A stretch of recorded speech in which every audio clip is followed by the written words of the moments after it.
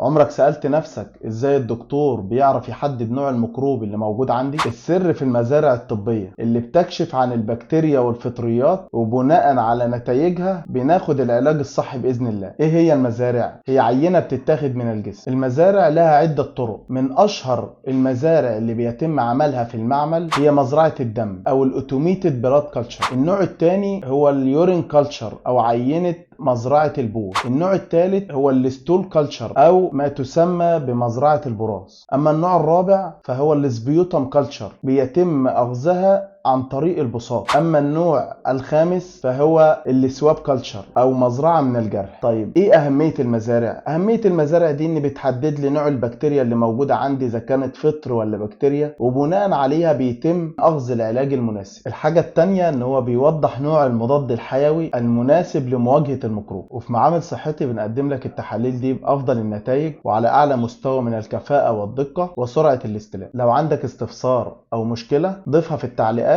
او تابعنا على رسائل الصفحة. كان معاكم دكتور محمد مسعود، مدير معامل صحتي، وبتمنى لكم حياة افضل.